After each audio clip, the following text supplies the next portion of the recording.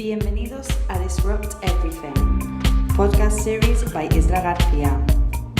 Reinvéntate a ti mismo y cambia lo que más te importa. Who you are is defined by what you are willing to struggle for. This is a quote for the new and special guest for today at Disrupt Everything podcast series. Tomorrow is almost around the corner, and doing what you did yesterday will not work. And what you are doing today, well, it's very likely that it will not be enough either. Why? Because we have much more to contribute than what we had yesterday. And today we have more important work to share, more skills, more capacities, and more art than we did yesterday. We have the power to disrupt ourselves and disrupt everything, or vice versa. That's the real power of this connected economy. You need more effective, ultra-productive, and powerful ways to achieve your goals, to tell your story, captivate customers, serve your community, and impact the people who need you. We are here for excelling from ourselves, learning about how to push beyond our current constraints and truly see what's possible. In order to do so, we are tremendously excited and for announcing our next disruptor, Mark Manson, or Mark Manson. Mark Manson. It's Mark Manson. Manson, yeah. Mark Manson. Welcome, yeah. Mark. Welcome to Disrupt Everything podcast series. It's good to be here. Disrupt Everything. Elígete a ti mismo y sé tu propio turbo. Who is Mark Manson? Mark is, and I like that, failed musician. He's a blogger since 2009. He sold more than 50 million people visits his website each year. He's the number one time best-selling author of The Subtle Art of Not Giving a Fuck. In Spanish, it was something like El sutil arte de no importarte un carajo. Yep. And everything is fact, a book about hope. He also writes life advice that is science-based, pragmatic, and non-bullshitting. AKA life advice that doesn't suck. Each week, he sent out 3 potentially life-changing ideas through a newsletter at markmanson.com. His books have sold over 13 million copies worldwide. His work has been translated into more than 60 languages and hit bestseller lists in 16 different countries. According to Amazon charts, his book, The Subtle Art of Not Giving a Fuck, was the most read non-fiction book in 2017. Other books are Everything is Fact, as I said before, Love is Not Enough, and Models, Attract Women Through Honesty. Mark is a prolific writer and doer, also on the following topics: life purpose, personal values, self-discipline, and relationship. Topics which Mark also teaches online, like build a better life, conversation and connection, overcome anxiety, dating and relationships, and blogging and writing. Published or featured in over 50 of the biggest newspapers, magazine, television, radio shows, NBC, CNN, Fox News, BBC, Time Magazine, Larry King, you name it.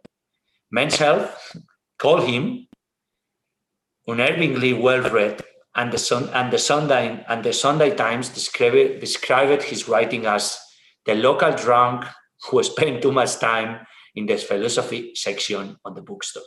And he said he took it as a compliment. Mark spoke to some of the most successful and innovative companies.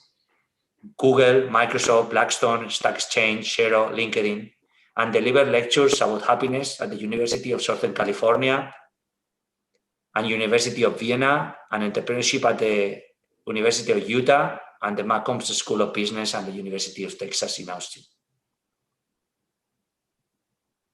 Mark wrote something that really stuck on me and said, "My life mission is to improve the public conversation around mental health and happiness. My approach to this has been to disrupt the self-help industry and debunk many of the old tropes about positive thinking and the law of attraction and the woo-woo nonsense." This is Mark Manson.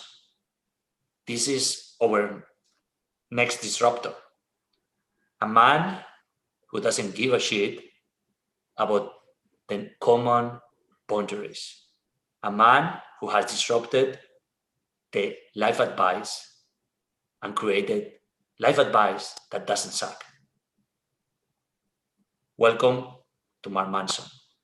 And for starting after this intro and this presentation, Mark, how do you feel when you hear somebody who doesn't know you like in person, presenting you in such a way? I mean, with this prolific curriculum of, failures, successes, shit, glory, how do you feel like? I don't know. It doesn't feel like me. It feels like a version of me written on a piece of paper. It's always weird to hear. I mean, it's cool, but it's always weird. Mark, my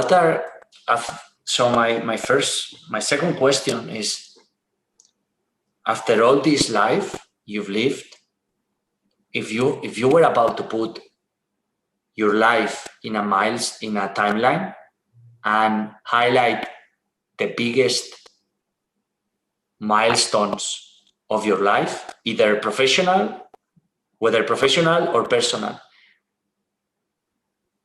what highlights or milestone will you put where and why? It's a good question. Well, I guess we'll just start when I was a kid. Like, I guess I'll just go chronologically, but I think, probably the most influential event when I was young was my parents divorcing and kind of my family being split apart. It was very hard on me.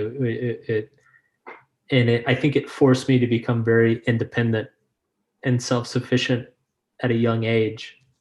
I grew up in a very conservative part of the United States, very religious and Christian. And I didn't really feel like I fit in. Like, I didn't really believe or buy into most of the stuff that I was growing up around. And so when my family kind of fell apart, I turned into a loner. Like, I turned into a person who I had to learn how to like be satisfied or comfortable with myself. And I think the thing that got me through that period was music. Like, I originally wanted to be a musician. I would just sit in my room and play music 5-6 hours a day. I played guitar. And so I originally went to music school, and I guess kind of the next major event was dropping out of music school, was coming to the big discovery that if you're gonna succeed and become a professional musician, you probably don't need to go to music school.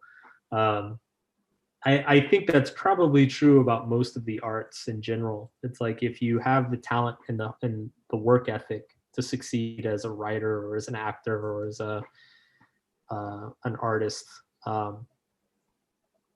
the school's not gonna help you a whole lot. It's not going to change a whole lot.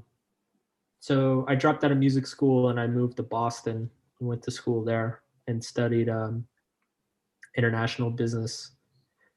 And I guess the next big event in my life would be after I graduated from school. It was the crisis of 2008, 2009. And I read Tim Ferriss's book, 4 Hour Work Week.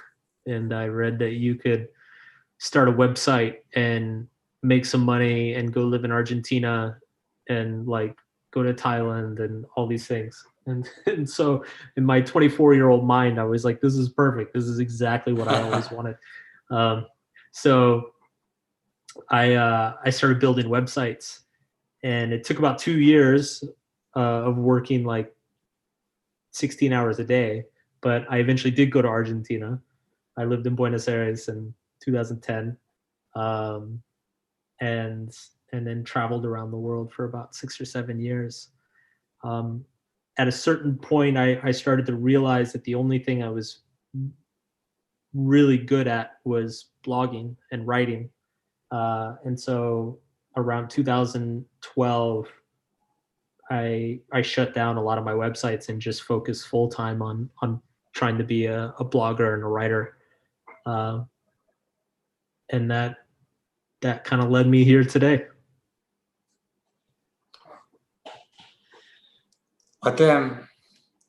What did you learn about writing and blogging that you can share with us, which has been one of the biggest like breakthroughs and discoveries in your life? Well, it's interesting being a writer right now. 'Cause everything's about attention. And so I learned very early, I started blogging in 2009, and I learned very early that on the internet, it's attention that wins.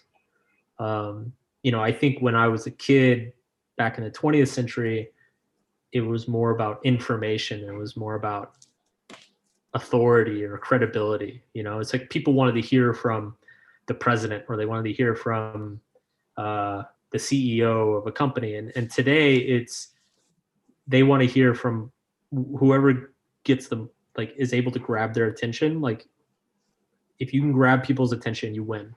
And so I think I just learned earlier than most people how to kind of adopt my writing to that style, to like kind of understand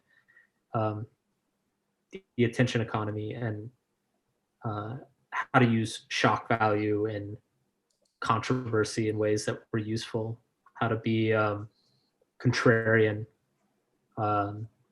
in a way that's useful.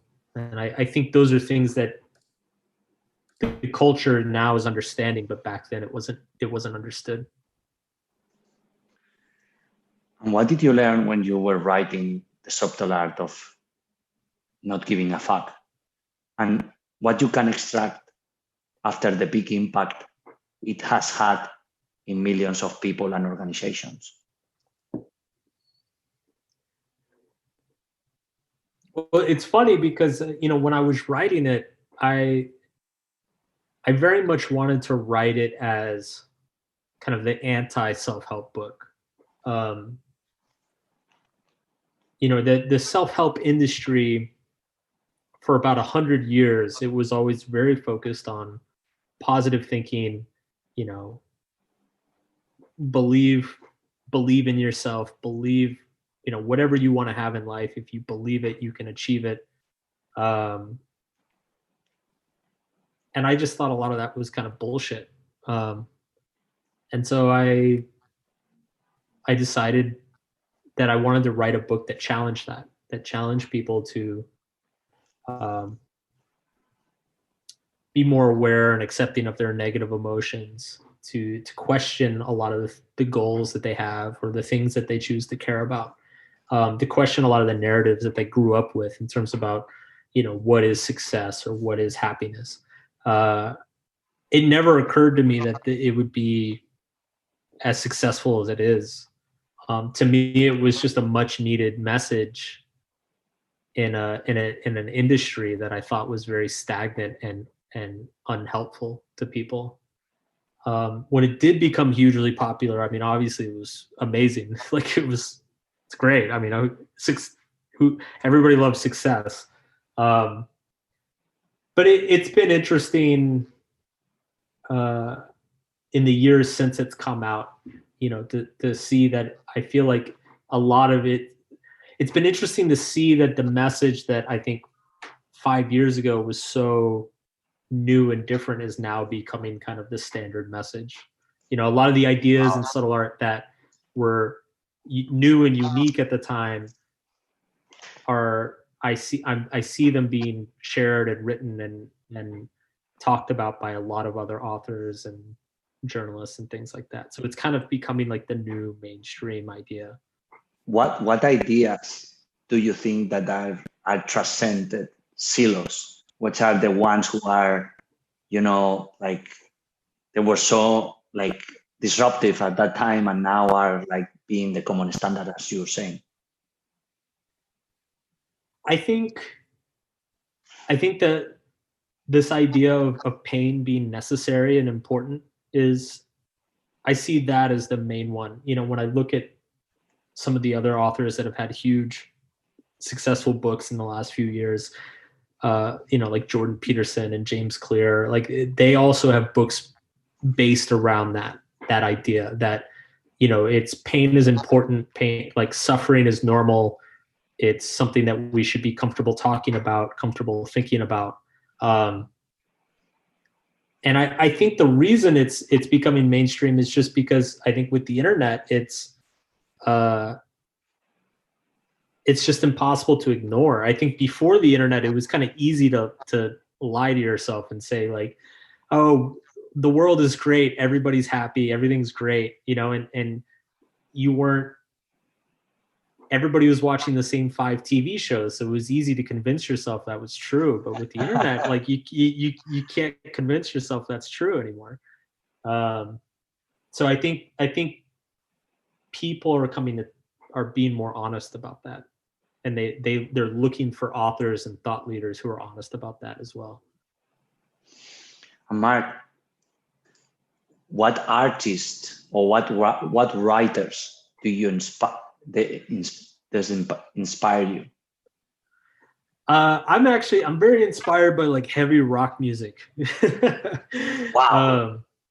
I'm a big heavy metal fan. So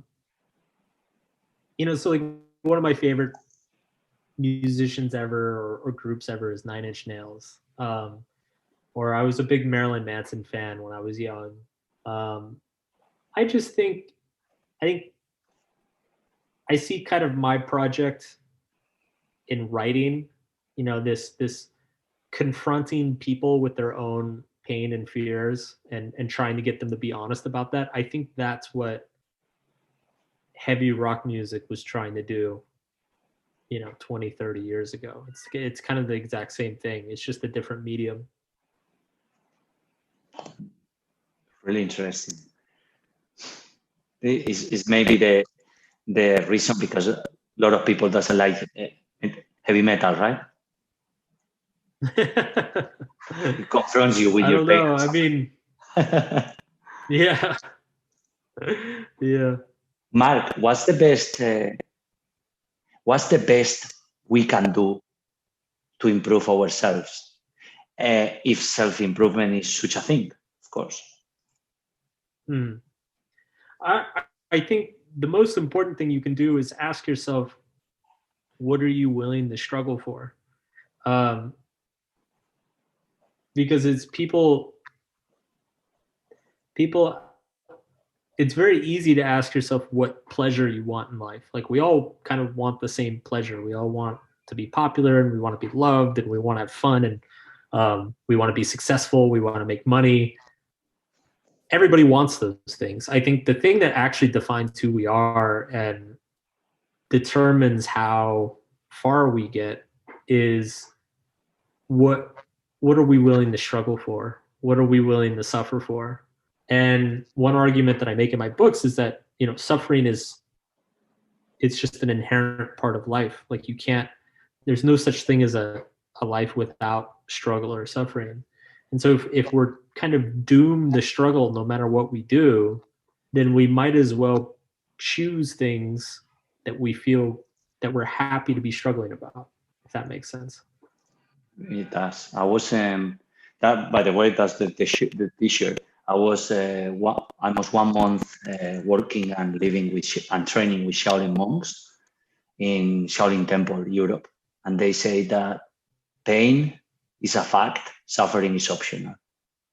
Yeah, it reminds me what you said. It's really wise. Absolutely. What can you say to the listeners who are listeners or viewers who are concerned about the happiness/unhappiness journey? There are so much woo, right, on the happiness and happiness journey. So what's your life advice that doesn't suck on that? I think happiness is the wrong question. I think it's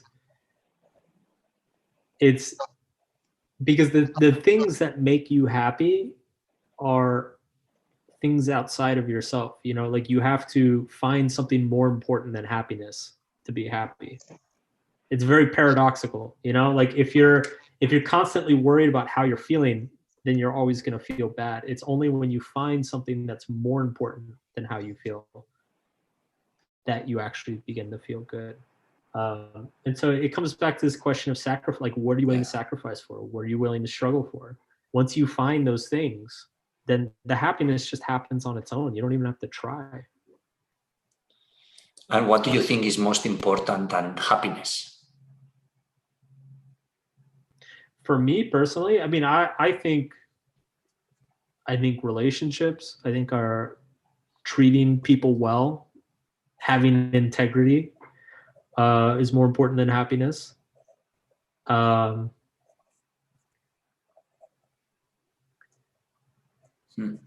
It's when I think of the things that I would sacrifice for, or the people or things I would suffer for, I mean, it really comes down to the people in my life and my integrity, my reputation.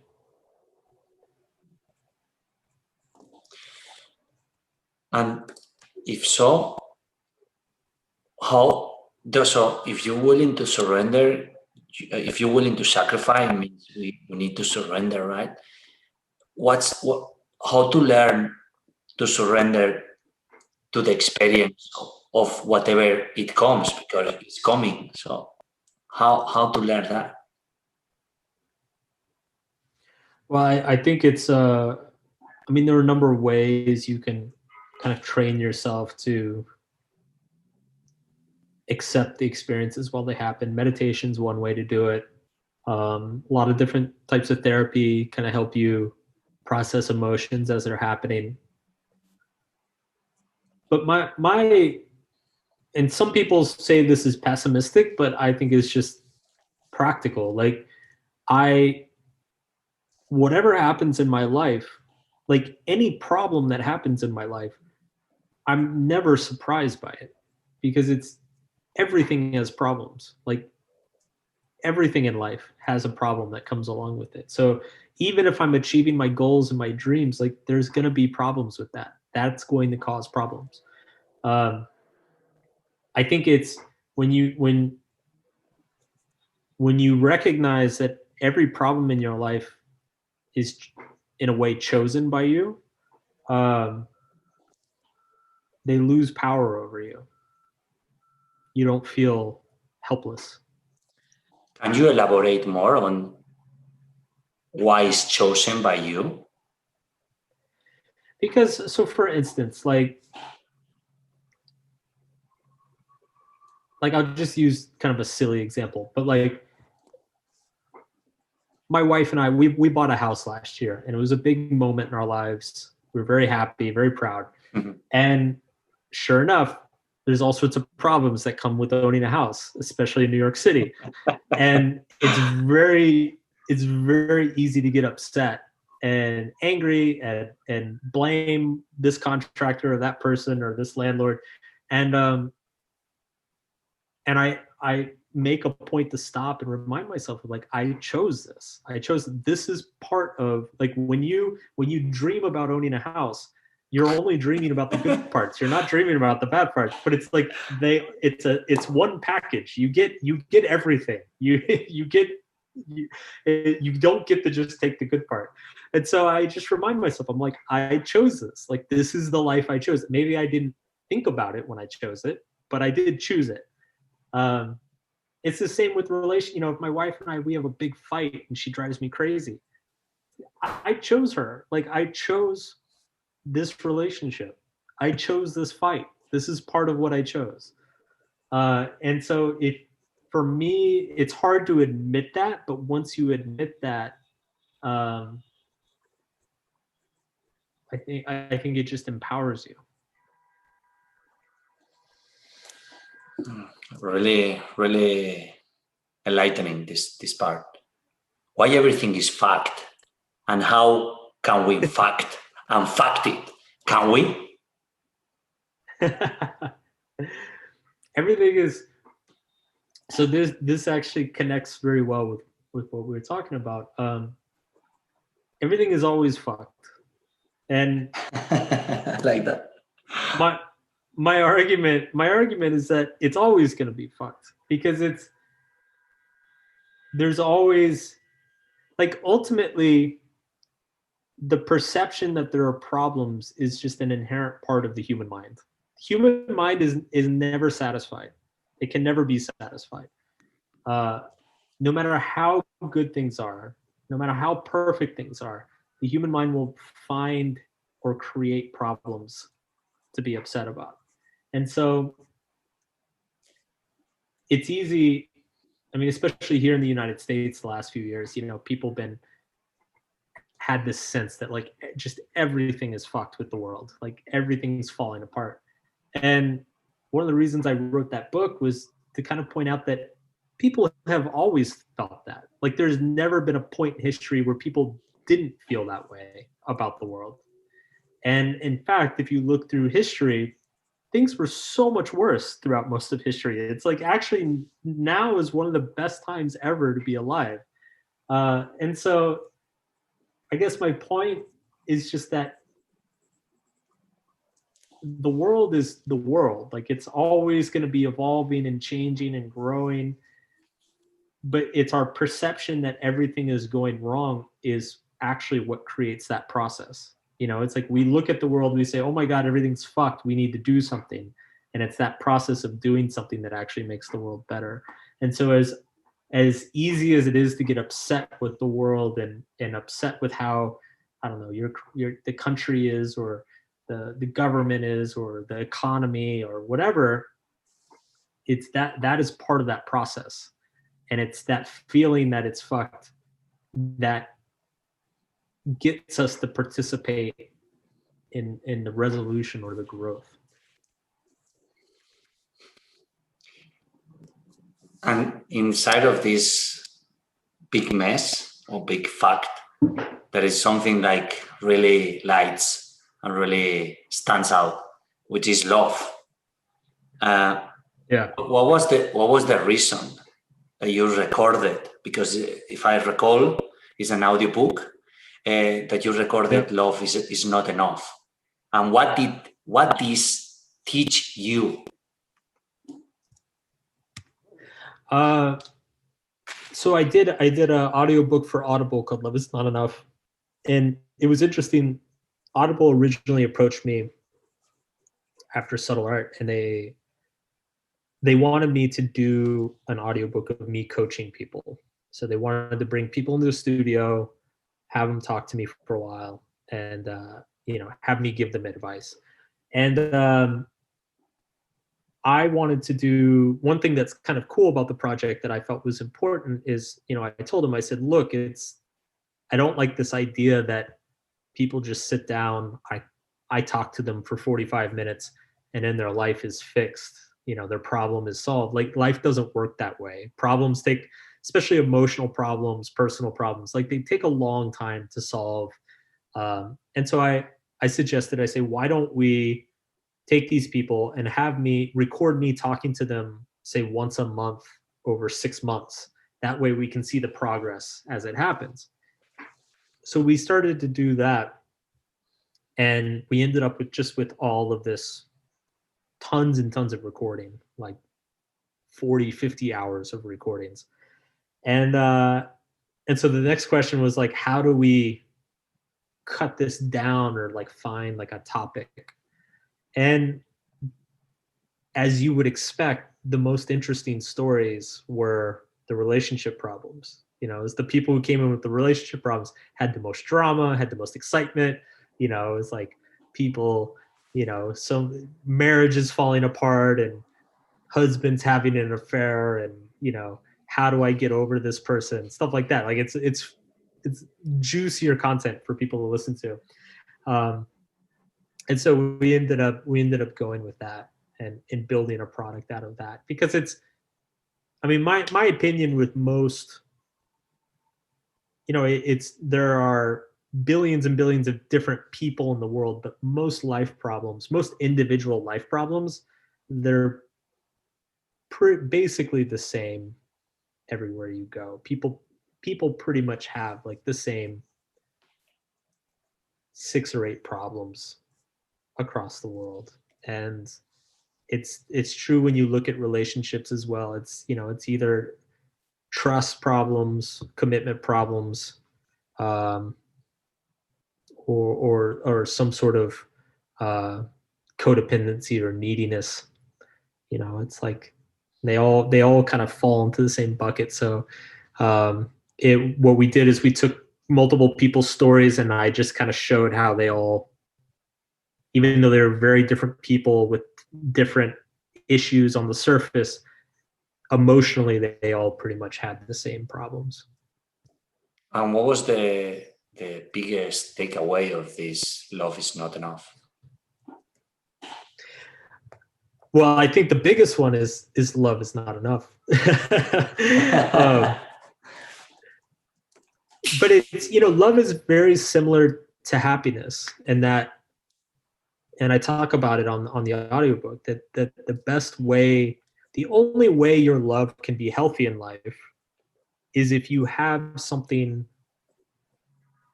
else in your life that's more important. So it's, you know, if your relationship is the only thing in your life that you care about, you don't care about anything else, then that's probably going to sabotage the relationship. Like, you need to have an identity. That's brilliant. You have to have an identity outside of the relationship for that relationship to be healthy. And I think it's the same thing is true with happiness. If like the only thing you're trying to do in your life is to feel good all the time, then you're going to start doing some really messed up stuff. Like, it's going to lead you down some dark paths. You know, you need to find things that are more important than feeling good to actually have a healthy sense of happiness in your life. Mark, what do you think about love versus self-love? I like one thing that Alan Watts says, which is trying to love yourself is like trying to kiss your own lips. So well, how can we love ourselves if there is such a term and there is such a real thing? Because it's really controversial, self-love, and how can we love others? You know, and yeah. I think self-love is one of those things that I think it had good intentions, but it's kind of turned into you know, it's when I hear self-love, I think of like somebody on Instagram, you know, taking a selfie on a beach or something. I like to think of it more as self-acceptance, because I think that's really what people mean. I think it's accepting the flaws of yourself, or the things that maybe the things about yourself that you're not necessarily proud of, or that you hide from yourself or from others. I think accepting those parts of yourself is very healthy in a lot of ways. And I think there needs to be a certain amount of self-acceptance and self-respect for you to be able to have healthy relationships with others. If you don't respect yourself, then then other people aren't going to respect you, or you will tolerate other people not respecting you. If you don't accept yourself, then you'll tolerate other people who don't accept you or who want to change you or want you to be somebody that you're not. So it's, I think the relationships with other people starts with your relationship with yourself. It's like whatever your relationship with yourself is, it's going to be reflected in your relationships with other people. So it's, if you hate yourself or if you treat yourself poorly, then you are going to tolerate people in your life who treat you poorly. If you are delusional about yourself, or if you think you're,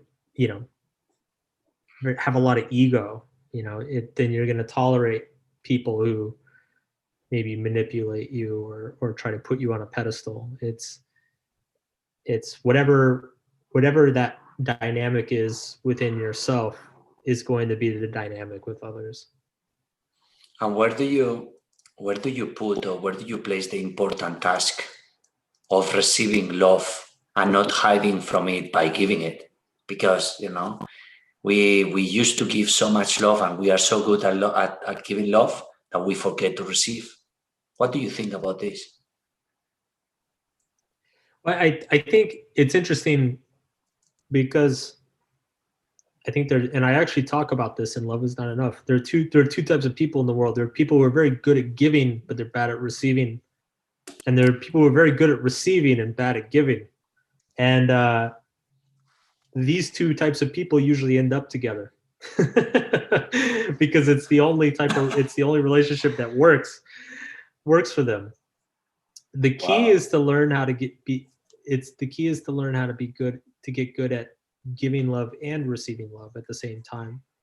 And I think for people who are only good at one and not the other, it's very difficult for them to see that. They tend to see that as a contradiction. People who only give love, they fear that if they try to receive love, then they're being selfish, and that's not true. People who only receive love, they fear that if they or people who only receive love, they fear that if they give love, then they're going to be seen as weak, or people are going to use them or manipulate them, and that's not true either. It's you need to develop the ability to do both. I see a common theme through all your works and through all your books and work, and maybe I'm wrong, but I'm always wrong. But one more time, I'm not. It's okay. So, and it's virtue, it's value, it's principles, it's integrity. That's the common theme I see in your person, in your personality, in your work. So what are your values and principles? And what virtues you value the most? And which ones can be crucial nowadays? My personal values, I value very highly respect, honesty, and compassion. I generally think that those are principles that, if universally applied, it will make things better. Whenever I think about, one way to think about this, and that I try to think about this, is like, whatever I value, if I'm wondering, like, should I value this or not? Is this an important thing to care about? I ask myself, what if everybody cared about this? What if everybody's like primary value was this? It's like, what would the world be like? Would it be better or worse? And there's really only a few things that I think can be universally applied. If everybody valued them, and actually acted on them, that the world would actually be a better place. And I think, honesty, integrity, respect, compassion, I think those are some of them. But I think that the important thing about them is it's easy to say that you value those things, but you don't actually value them unless you're willing to suffer for them. Everybody says they and value you do honesty. suffer, and you do suffer. I try to. I hope I do. Because it's like everybody says they value honesty. Everybody does. Yet everybody lies. Everybody does. Everybody says that they value compassion, but everybody judges. And so the difference is, I think, the difference between people who are more honest and more compassionate is that they understand that you have to suffer for these things, or you have to struggle for them. You have to be willing to give something up. You have to be willing to stand up at the meeting and say, you know what, I don't like this. This isn't right. You have to be able to tell your family, hey, we're not doing it this way. We're doing it that way, even though they're going to be upset. It's difficult to do those things. As you've been blogging since 2009, I started my first blog in same year, and I continued since then.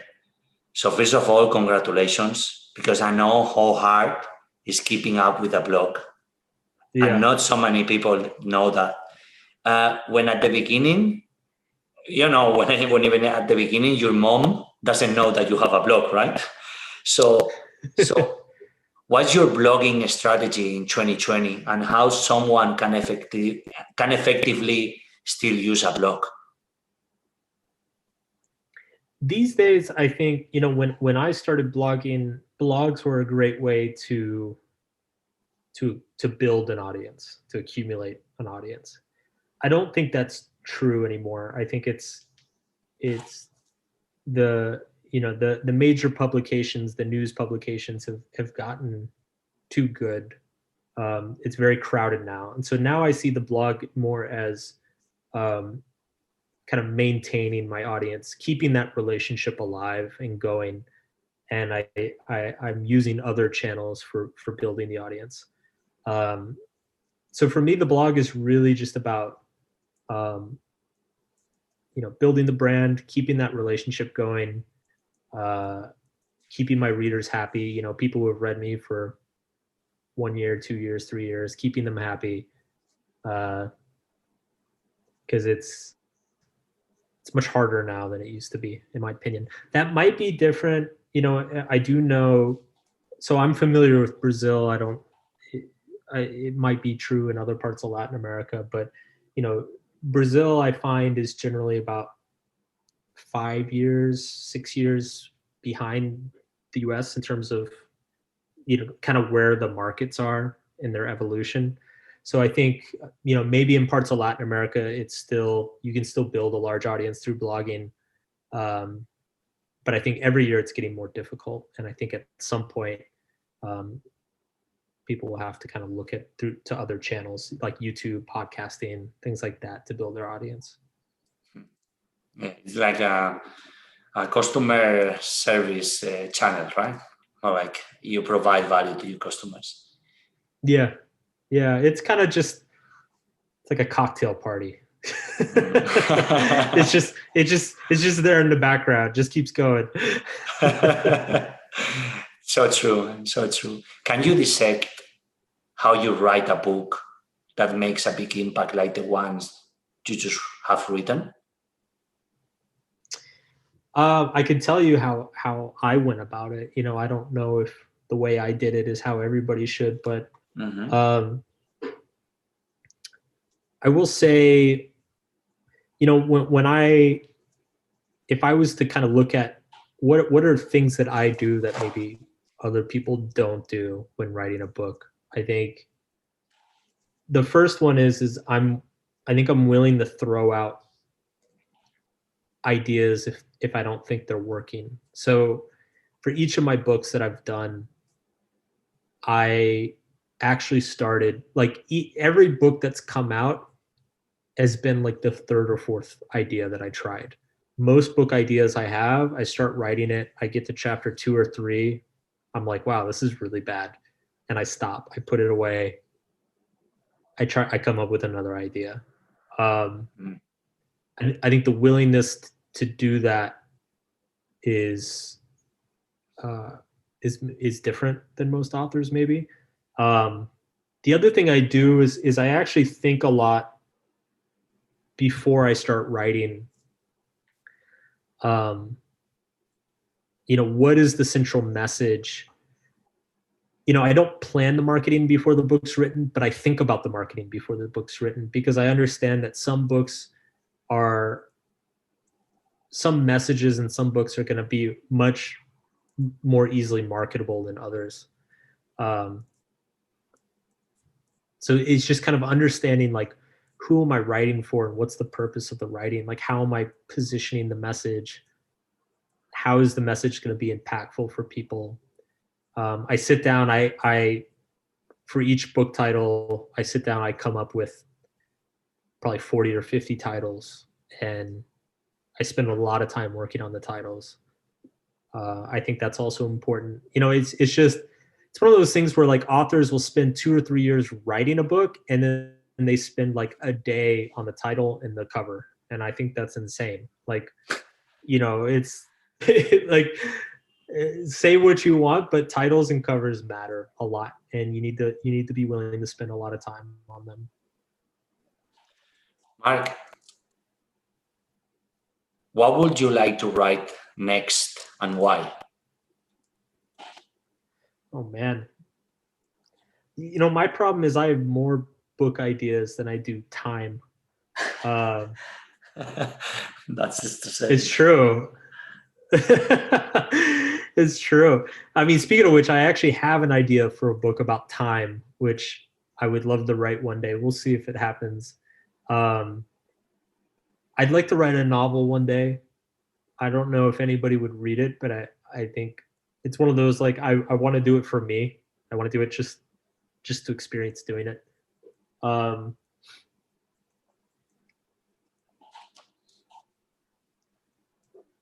I've got a couple other book ideas. I'm trying to think of something else, like something really different. It's in the back of my mind. It's always been fun to imagine, like, writing a screenplay or something, writing a movie. But yeah, I don't know. A novel's kind of that's a life goal. I'd like to do that one day. Can you give us like a micro guide, really micro guide for building a better life during and post COVID?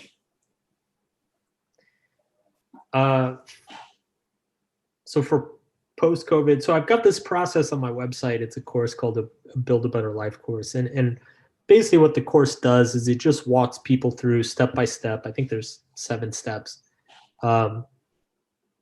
And it's all about getting people aligned with their values. Because what I find is that people who feel a little bit lost or, unsatisfied with their lives, it's because they've gotten off track of what they actually care about. And so the course, what it does is it gets you to sit down and write out, what are the things that are most important in your life. Like, imagine your perfect life. Like, what are you spending your time doing? What matters most to you? What have you succeeded at? Things like that. And then it slowly works up from there. It says, okay, now how are you actually spending your time today? And it has you write out, like, I spend 2 hours a day watching TV, and I spend 2 hours a day commuting to work, and all this stuff. And then it gets you to compare those two things. Like, here's how you're spending your time. Here's how you'd like to spend your time. And it gets you to see where they don't match. And then from there, the course helps you come up with some goals, some proper goals of, like, okay, what are 2 or 3 things you could change to better reflect the things you care about that you could, start doing. And then once you've got those goals, then you kind of break it down into steps. Like, what's step 1, step 2, step 3, step 4.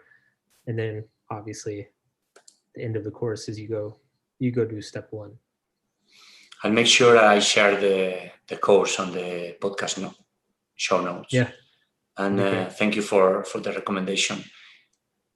What's your suggestion for creating meaningful conversations, Mark? Well, generally, meaningful conversations are very personal. So I generally, people don't remember conversations where they, and this is particularly an issue with men, I find. Men don't feel comfortable talking about themselves or each other. They want to talk about the football game or the weather or the stock market or whatever.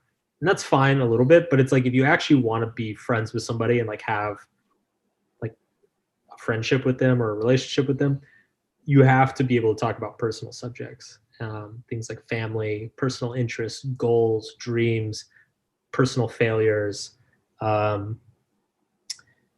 even just like life story, like childhood, shit like that.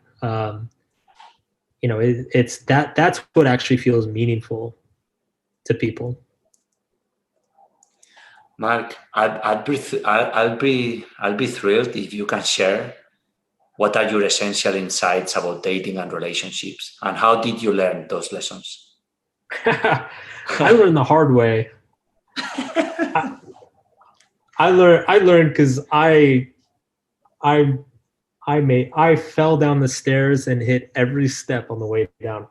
That sounds really fun. Man. Yeah, right. The key to any relationship, it's really just three things: like respect, trust, and empathy. You have to respect each other. And this is not just romantic relationships, it's business relationships, it's friendships, it's family relationships. You have to respect each other as individuals. You have to trust each other. It's like if they say, I'm going to be there or I'm going to do this, you have to believe that they're going to do it. And then you have to empathize with them. You have to understand where they're coming from. If they screw up, your natural reaction should be, oh my God, I feel bad for them. They must feel this way. I know they didn't mean to do that. It's like if your natural reaction is like, wow, they're a piece of shit, then it's a manifestation of a toxic relationship. And I'm gonna go with more rapid fire questions. Some of them, sure. What's the? By the way, just some of every answer is just kind of mind blowing because it's what we are going through everyone, and sometimes we don't want to admit we need more vulnerability, even basically, and also for men that we don't want to open up is so painful at the end, right? Yeah. So Mark, yeah, sorry, you go. Oh no, I was just gonna say. You mentioned vulnerability, and I think with men there's this idea that it's opening up about yourself it's a form of weakness, and I think I disagree with that. I think it's Amen. It's all about how you open up. It's not if you open up. You can open up in a way that's very strong and powerful and confident. It's the inability to open up that's weakness. Mike, so let's go with the rapid fire questions. What are your best practice to overcome anxiety? To overcome anxiety. That's a good question. I like this idea of, I think of it as like make it inevitable. So basically like put myself in a situation where it's more painful to not do it than to do it. A good example is every time I do like public speaking, I have this moment about 10 minutes before I go on stage where I'm like, why the hell did I do this? This is horrible. I want to go home. Why am I here? But I put myself in a situation. I've got a contract. I've showed up. This whole event has been put on. They've advertised that I'm going to be there, and it's more painful to not do it than to do it. So it's like, try to find, like, if you're anxious about something, try to create a situation where it's more painful to not do it than to do it.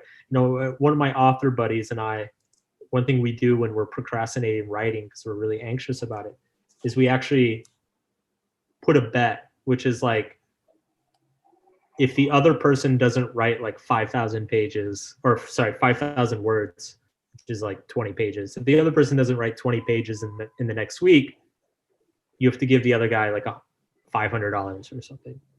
And so you get this situation where you're sitting there and you're like, I really don't want to write right now. I'm really nervous about this. But then you're like, well, man, if I don't write, I'm going to have to give my buddy $500. And so you just start writing a bunch of crap, and then half of that crap ends up being good. And you're like, oh, okay, yeah, I wrote my book. That's a really cool hack against procrastination. Yeah. Mark, we continue with the rapid fire questions. What's the hardest thing you had to accept? Oof. The hardest thing I've had to accept, well, I'll just say recently, the hardest thing I've had to accept, and I think I'm still struggling to accept it a little bit, is that nothing I ever do for the rest of my career will be seen as successful as my first book, no matter what I do. That's been a very difficult thing to come to terms with, kind of mentally and emotionally. But I think I'm mostly there. I hope I'm mostly there. But it's something people don't talk about a lot. But it doesn't. Wow. The success of that book was so astronomical that it for a year or two, it was actually very, very hard to feel inspired. Knowing that whatever I do, it's going to feel minor in comparison. Wow. And how do you overcome this? For me, I had to focus back on myself, which is like, okay, no matter what I write next, a lot of people are going to be disappointed. It's like, if I write the next subtle art, if I write another book exactly like the first, a bunch of people are going to be disappointed. If I write something completely different, a bunch of people are going to be disappointed. So it's like, no matter what I do, I'm going to disappoint millions of people. So I went back to myself, like, okay, what do you care about? What will, in your mind, what will be a better book? And I used myself as the metric, and it kind of got me through that period. Mark, any technique or hack that you use for disrupt yourself? Well, one thing I always do is I always try to question my assumptions about things. I'd say 3 or 4 times a year, I sit down with a journal for a couple hours, and I kind of just go through, what are my goals for my career, my business over the next, say, 3 to 5 years. And then I go through and I challenge each one of those. I say, like, is this going to make me happy? Does this make sense? What are the risks associated with this? I just think it's a very healthy process to try to poke holes in your own ideas and dreams, because it makes them stronger. Would you say that? So, what do you think, or do you practice Stoicism, or do you resonate with? I resonate with Stoicism. I don't identify as a Stoic, but I do think a lot of the ideas are cool. What are one idea that resonates with you? What is one idea? Well, I really like the Stoicism or the Stoic idea of thinking of one's death, being very aware of one's death. I think it's a very useful practice to kind of ask yourself, like, if I died tomorrow, how would I feel about my life? I'll share with you. I did yesterday. I do every 3 months. You don't need to do so frequently. I run through the cemetery. Really? And it is like a big memento mori thing. I run Yeah. and see, and I like to play with so many people which are there, so many ideas, so many projects, and it reminds me of the death. Like I run. Sometimes they lead you, and sometimes no. Depends on where you go in the world. Yeah. Sometimes it wakes you up. What's a habit that has transformed your life? Sorry, say that again. Or a habit? Can you share with us a habit that has transformed or impacted your life? A habit. I mean, there's a lot of them. I always make time to read every day. I try to read an hour a day, no matter what. And I'm not strict on what it is, but I always cut, like, kind of the way people cut out time to go to the gym. I cut out time to read, usually in the evening. What's according to you was the most valuable skill today? Self-awareness. Why? Because things are moving and changing so quickly today. I think it's the ability to recognize your own faults and failures and shortcomings is so much more important. It's if you're on the wrong course, the world's going to leave you behind. So you have to always be asking yourself, what is this right? Are my ideas right? Could they be wrong? What if they're wrong? How could they be wrong? Things like that. Can you share with us 2 books that you consider that they are a must read for us? 2 books.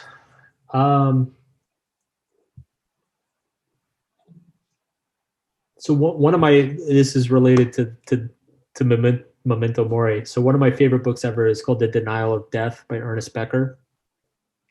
The main idea of the book is that it's kind of the avoidance of death that drives that actually motivates a lot of what we spend our life doing, and that it's actually the acceptance of our death that kind of liberates us to actually do what's important.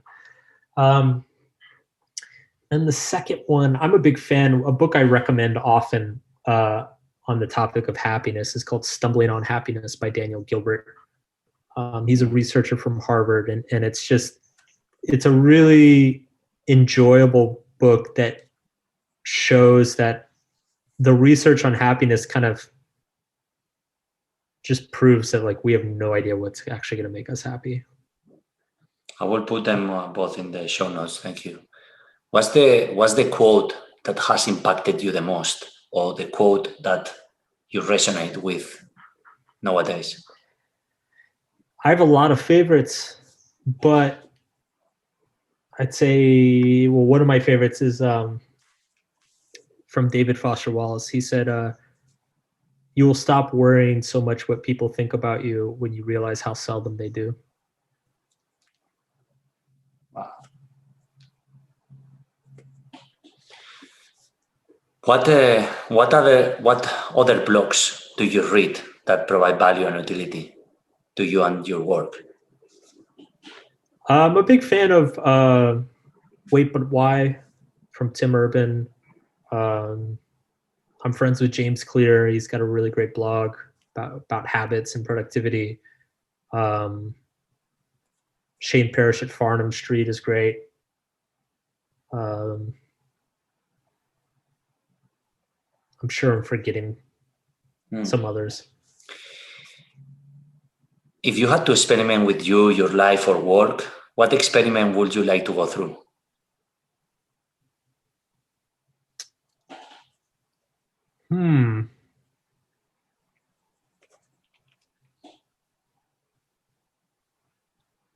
I don't know. I'm trying to think of an experiment that like I haven't done. I mean, you know, sometimes I wonder.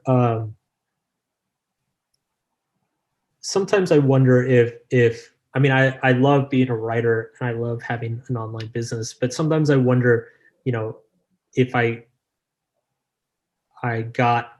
sometimes I wonder if I had gotten involved in like the startup world 10 years ago, you know, what would have happened? How would have it played out? And so sometimes I think about like, you know, just try that out. Like if I could go back in time, create a parallel universe and just like drop a Mark Manson in Silicon Valley 10 years ago and then run both experiments and see how they turn out. Like that would be fun, I think. That could be really interesting. That could be the last three questions, Mark. Can you give young people a life advice that doesn't suck? And to the older ones too? Sure. Think about what you're willing to struggle for. Everybody likes to feel good. Everybody likes to have success. But think of the failures you're willing to endure and the struggles you're willing to endure. Be compassionate towards others, and remember that you're only really the only measure of your life is your character. So take care of it very closely. Who do you recommend me to be interviewing the next episode in Disrupt Everything? Oh man, I really have no idea. Good. I mean, any of those, any of those book or blog recommendations would be interesting. Thank you. Really resonates with me the work that James Clear does. It's great. Yeah, he's good. Mark, what's the question you would like to ask to the audience to be answered via Instagram, Twitter, or in the blog with your Twitter or Instagram handle, which is @MarkManson? I would go with that same question. What are you willing to struggle for? Mark, is there anything else you'd like to share or say? No, man. I think that's it. Mark, where people can find you on the internet? markmanson.net. I've got a weekly newsletter called Mindfuck Monday. It goes out every Monday morning. There's 3 ideas that can change your life. Check it out. And then obviously the books are available. And yeah, I do think it's El Sutil Arte de Importe. No, so there's 2. There's a Mexican.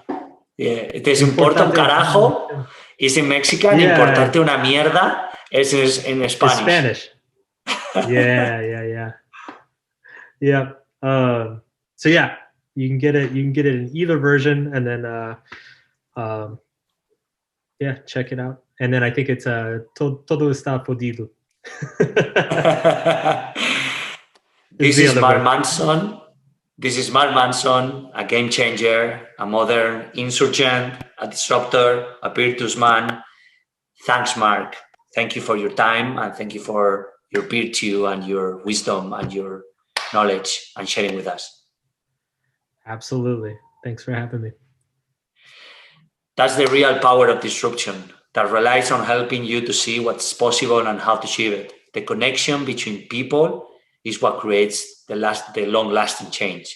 There is more given than is received, and there is more received than you could imagine. That's the real power that surrounds you, that surrounds us.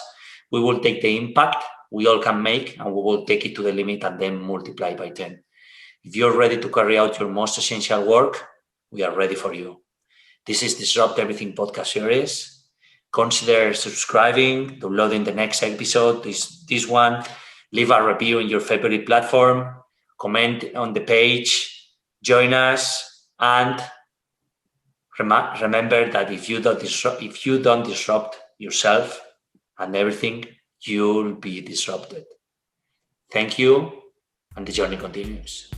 Esto ha sido Disrupt Everything by Isra Garcia.